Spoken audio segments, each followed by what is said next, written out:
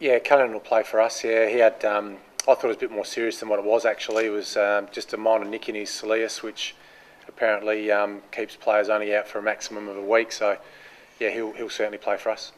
So you think it's stay with the two We're a bit like Port. None of our emergencies will play this round in the SANFL. It was a bit unique because we had the game on Anzac Day anyway. But yeah, the other guys that won't play will keep out of SANFL games tonight and tomorrow. And yeah, we'll I guess pick our 22 this afternoon, have another look at it tomorrow morning after our final run, and then I guess finalise our 22 about lunchtime tomorrow. You embraced from the very start Saturday night to say that it's not just another game, that it is a very important big week for SA footy. How have you been able to engender that spirit in among your players after we've seen in recent years they've played it down? A little bit, yeah. I mean, obviously we only get 4 points if we win, so but there is certain special weeks in the football calendar, you know, and we saw a great game on Wednesday between Essendon and Collingwood, which are traditional rivals, and I guess for the Adelaide Football Club it doesn't get much bigger than playing Port Adelaide. So internally we've built the game up. As I said, you still get the 4 points if you win, but there is that whole thing about our supporter group just love beating Port, and I know these guys are the same. You know, they'd love to knock us off as well for their supporters, and it just makes you feel good when you can beat the hometown rivals. So you've put bragging rights back on the agenda? Not bragging rights, but I have stated, and the players are aware that this is a pretty special game for our fans. Yeah, and it you know, win, lose or draw, we'll be giving it everything we possibly can. Brendan, you said before, or after last week's game, don't be seduced by a 3-1 record. Is this a real test? Does this give us a form line as to where you are, do you think, this game? Yeah, it is. Yeah, I mean, we admire the Port Adelaide Footy Club and the way they're playing. You know, I think Matty's done a great job over the summer. They're playing a style that's certainly sustainable long term, and I think they're certainly on the right track. You know, and while we're 3-1 and they're 1-3, I think sides are pretty evenly matched going into this contest. So it should be an absolute belter. Do you need a hot game before you go into that big month of May where you get 4 big games against finalists last year? Oh yeah, I mean, it would be foolish for us to look any further ahead than this week's game. As I mentioned, it doesn't get much bigger for the Adelaide Footy Club than playing Port Adelaide, and we're going to certainly embrace this rivalry and come out with all guns blazing this weekend. And it's a game that our players should be really up for.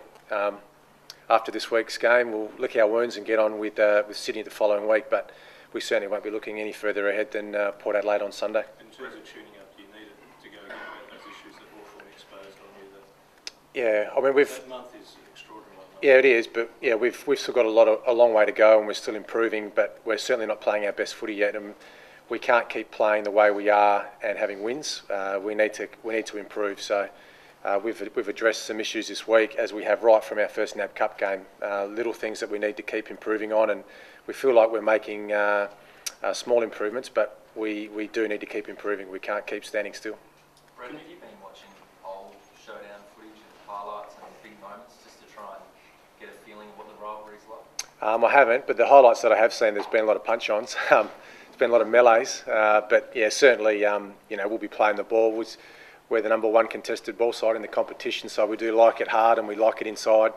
But Port Adelaide would be aware of that, and I'm sure they're going to try and match us in that area of the ground. You know, I've heard Port talk about their tackling this week. We've spoke about our tackling this week, so I think it'll be a great game. You know, it's the Crows' home game, so we should get an enormous supporter base there cheering for us, and hopefully we can use that at our advantage. You know, get a big crowd, a lot of noise, and you're going to see a contested game, I'm sure.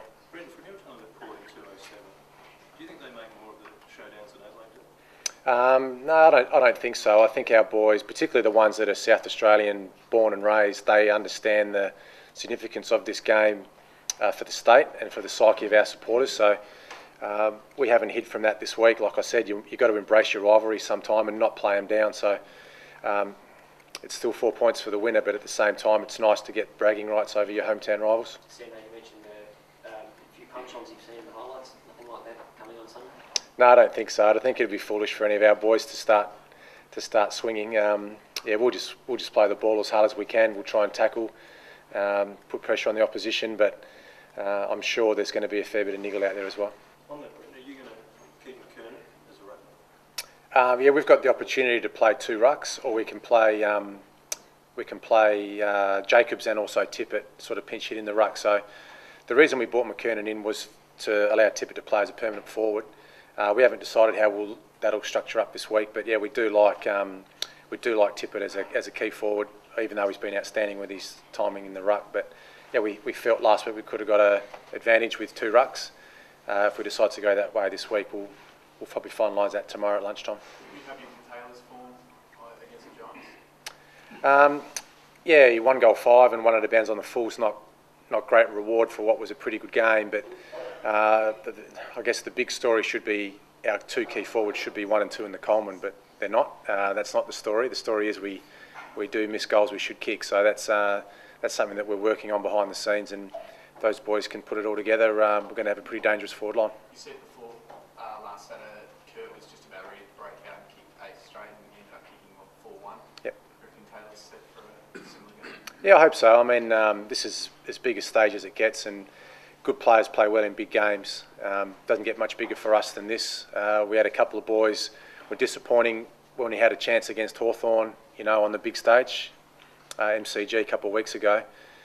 Great opportunity now for some of the players who were disappointing in that game to stand up and play well in what's a big game for the Adelaide Footy Club. You're now seeing it for the first time, Brent. You were at Geelong where they have total control. Is it just making it harder for you to develop your players?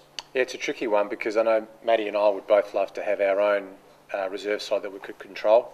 The hard thing for Matty and I is that, well, I know we had 7 or 8 players play on Anzac Day, in the Centrals versus Eagles game, which straight away rule them out of playing for us on Sunday. Now you have injuries and little niggles that you've got to try and manage throughout the week, and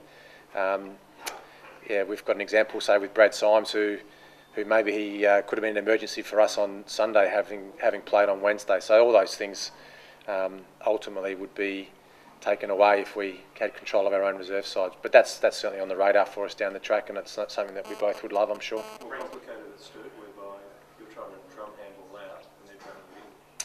Yeah, that's one thing which is a huge advantage having your own side, is that you can play the same game style with the young players. It's not as difficult to adjust when they come up and play at AFL level.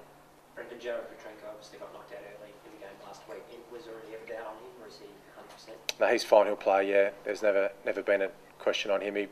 He had he's ticked all the boxes this week with the concussion tests, and yeah, he's fine and ready to go. You say Kurt and Taylor Walker should be 1 and 2 in the Coleman, but they're not. Do you consider them like sort of two of the most damaging forwards in the game? They've got really good chemistry working together. Obviously Tippo's the giant over 200 centimetres, and Walker's a bit more of even though his key position, he's more of a ground level player as well. So he's got the ability to be a crumbing forward. So I think they work really well together. The chemistry's fantastic between them. Just be nice if they both kick goals in the same round, rather than kicking points. But hopefully, like I said, that clicks in the 1 week, and they can both score.